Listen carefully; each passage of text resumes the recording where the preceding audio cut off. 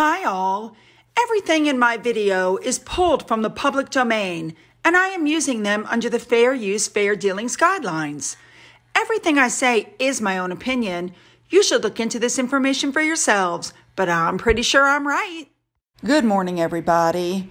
I wanted to start off this morning with the two photos that you're seeing above because, in my opinion, that's what everybody should strive for in their relationship. Okay, we have a lot to cover. Let's just jump in and go, shall we? Let's go. A big thank you to Becky for the above photo. I appreciate it. And here's Sophie knocking back some gin, just showing you she's one of the girls. All right, moving on. All right, this next story came up. I found it very interesting because apparently Harry had a slip of the tongue that proved that Meghan was not kept from looking for mental health while she, as she claimed in the Oprah interview. He was on the Dax Shepard podcast last year, where he said it was Meghan that pushed him to seek professional help when he had his mental illness, even though we already know and he's already said it was William that did that for him. So remember, in the Oprah interview, Meghan said that she was told she could not seek mental health, but yet Harry was able to get his therapy. So how do you think that happened, that one could get it and one couldn't? Yeah, it doesn't happen that way. All right, so this next article caught my attention. Prince Harry's latest lawsuit against the Mail on Sunday could, quote unquote, undermine the narrative he's running that the media is causing him serious harm if a judge finds the article that the newspaper published, the one where he supposedly misled the public about his offer to pay for police protection, if it did not break the law.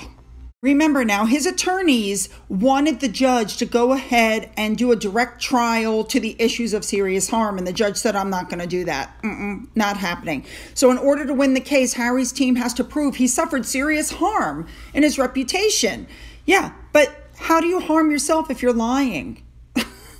All right, moving on. Okay, this next story really caught my attention because they're saying that Harry is hungry to reveal not the truth, but his truth, even if it hurts his family, which we already know it's going to be harsh. It's not as if he didn't say it on Oprah. It's not as if he hasn't said it on Dax Shepard. It's not as if he hasn't said it in the Me You Can't See. No, now he's going to put it in the book. And he's very anxious to, tell his truth. Now remember, he's writing this book not as the prince he was born, but as the man he's become. Unfortunately, most of us don't like the man he's become. He's become a henpecked wimp, in my opinion, who can't stand up to his wife. All right, this article was like, what? They're saying that Harry is facing the risk of losing his rapport with the public and evaporating into nothing if he keeps striking the wrong chord with the royal family. Personally, he's already lost his rapport with the public. You're like a day late and a dollar short on that comment.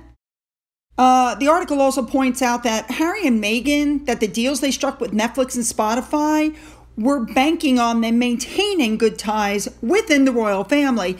And they haven't had a great launch in the United States, and they promised a lot and have delivered almost nothing. Well, we all know how that's going. All right, let's move on. All right, this is going to be one of our bigger stories for today. Prince Harry has a really close friend, and he's come out to say that the interview may not have been worth the price, especially with their considering of a second interview. This is ex-household cavalry Lawrence Corporal Martin Compton, who was a close friend of Harry's for about 15 years, and he said he was absolutely shocked when they stepped down. And weeks before their interview last year, he told The Sun that he hopes the interview was worth it to him. He said, I'm shocked and amazed that it went this far. And he said, and I'm quoting, I don't know what he's getting out of it. Maybe he just wants to get something off his chest. But what I do know is that no royal should ever be seen cashing in. That's what he said. He said, quote, no one knows his motives apart from Harry in agreeing to do this interview, but I hope he's really thought it through. He also stated, Mr. Compton did, that he hopes Harry's decision to step down was one he doesn't come to bitterly regret, which, by the way, I think he's already regretting it. And he stated that his view was that the Duke can't have it both ways. Yeah, this guy seems to understand it. Too bad Harry doesn't. I wonder if this is one of the people that was allowed to stay in touch with him or if Meghan cut him off also. All right, moving on. All right, congratulations are going out to Camilla, who took up the royal patronage for Book Aid International. And this charity provides over 1 million new books to refugee camps, schools, community libraries, prisons, hospitals, all that kind of stuff. And apparently, the Queen's husband, Philip, had this patronage for over 50 years. Apparently, reading books is one of her passions. She opened a library in 2018. I think she's perfect for the role. Good for Camilla. I'm glad she's starting to be really recognized for all the hard work that she's put in through the years. All right, moving on. Charles and Camilla are going on a 3-day tour of Canada. It's going to be more than 2,000 miles across the nation from May 16th to May 19th. And on one of these engagements, Charles will be recognized and honored let me say it this right, invested as an extraordinary commander of the Order of the Military Merit. I think that's fabulous. That is the highest order administered by the governor on behalf of the Queen.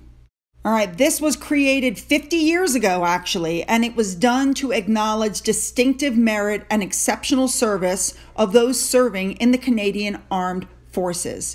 Now, right after this happens, they will lay a wreath at the National War Museum in Ottawa. Just FYI, Charles already holds some honorary military ranks in Canada as well as in New Zealand.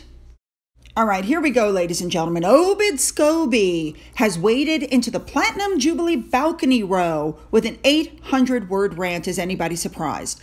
And this is what he said, quote, "The Queen deserves better for her Jubilee than obsessing over family drama." Close quote.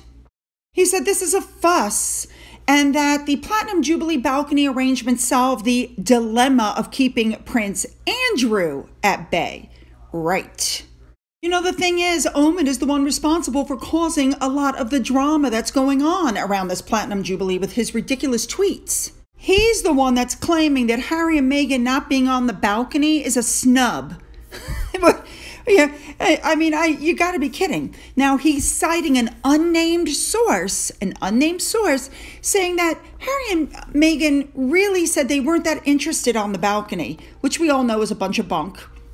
And then he went on to suggest that the 4-day Jubilee celebrations might be one of the last opportunities to see the Queen in public, which I find offensive. Then he said that the members of the royal family are no strangers to drama that they themselves create. Like, are you kidding? And then he wrote, quote, "But right now, the biggest threat to the Jubilee isn't coming from within the Windsors or the House Montecito. It's the sections of media hell-bent on joyriding the focus towards soap opera drama style and embellished tales." Are you kidding me? He's one of the biggest pot stirrers, troublemakers, and hinters there are. Why Yahoo gave this man a job, I will never know. If that is not the pot calling the kettle black, I don't know what is. My goodness. All right, let's move on. All right, now we're going to send out congratulations to Sophie, who was appointed Dame Grand Cross of the Order of St. John.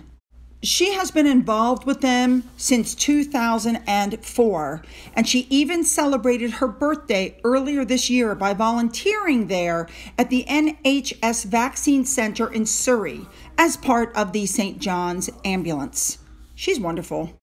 And like I said before, I'm very happy that she's finally getting the recognition that she's due. You know, people are talking about the fact that I think Harry and Meghan think that once Charles takes the throne, things will be better because their kids will be named Prince and Princess. But people are warning that after the way they've dragged the family and after things that are going on, that things may go from bad to worse for them. In other words, Charles could take away those titles from the children and could go ahead and take away the titles from Harry and Meghan. We know that the Queen told Harry that as a condition to see her, they had to see Charles first. So yeah, they're saying Charles's reign does not bode well for those two who apparently miscalculated their ability to keep favor with the family that they shunned. This ought to be interesting. All right, ladies and gentlemen, and now we're at our big story for today. Apparently, James Cordon is coming out a lot to gush over Harry and Meghan and what a wonderful father and husband Harry is and how their children have play dates. That's right, ladies and gentlemen. He said we went to dinner with them and our children have had play dates. Okay. He says, I know Harry better than Meghan does, and I just have so much respect for Harry and his ability to take charge and do what's best for his family. Let's not forget the James Cordon bus interview. We all know how well that went. All right, so Cordon and his wife have 3 children, an 11-year-old, a 7-year-old, and a 4-year-old. So yeah, I don't know how a play date would have gone, per se. Anyway, he said they went out to dinner and the kids kind of played together and, it was nice. Now, keep in mind that he's stepping down from hosting the Late Late Show on CBS and he's getting ready to go back to the UK. But do any of you find it interesting that these stories are suddenly coming out to kind of counter all the negative stories that are coming out about Harry and Meghan? And here's the most interesting part of it all. As it was pointed out on Twitter, they live 5.5 hours away. It's Brentwood from Montecito. So while they claim that they live so close and they make it sound like they've gotten together all these times, I think they got together for dinner once. And I just happen to think that James and his wife brought the kids and that's how the quote unquote play date happened.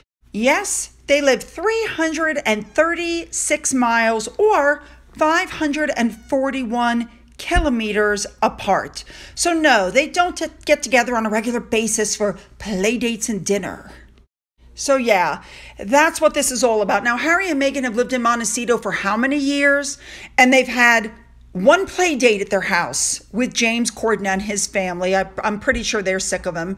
And then you had one time that Ellen came over, apparently, Ellen DeGeneres, over Halloween time. Yeah, it's not like they're rubbing arms with the A-listers. Most of Hollywood have turned their back on them. They're sick of them. I'm sick of them. I mean, my goodness. Like RF Observer said, you've hit rock bottom when James Cordon is the only one willing to be used for your PR purposes. Spot on. All right, ladies and gentlemen, I want to clear something up. The reason I put up the poll about the Patreon account was in the event that something happens once again to my YouTube account. YouTube is making things a little difficult. You got to be very careful about what you say, what you post, how you do it. You're constantly under threat of attack by bots and everything else. So if that happens again, if YouTube shuts me down again, you guys will find me on Patreon. Now, what I'm going to do is go ahead and slowly move all of my videos over to Patreon so that they're there. And for those who say, well, what about Rumble? Rumble is sent over from YouTube, number one. Number two, I've had nothing but complaints from people who tell me that they can't figure Rumble out. They don't understand the way it works and it's just too much for them. So I'm not going to immediately shut my YouTube down. I think you guys misunderstood me. But if YouTube were to throw me again, I will be on Patreon. And as you can see, I'm under the same name. And here's what my page looks like. All right, ladies and gentlemen, lots and lots and lots and lots of information. Once again, I need your comments down below because I read them and I use them. Don't forget to hit that subscribe button. If you've already hit the button, double check. Make sure you're still subscribed, okay? Don't forget you can follow me on Twitter. You can follow me on Getter. You can follow me on Rumble. You can email me. To those who have donated to my coffee fund, thank you very much. Don't forget to look up my Patreon account just so you have the information in the event that something should happen to me, okay? And as always, you guys, have a great day.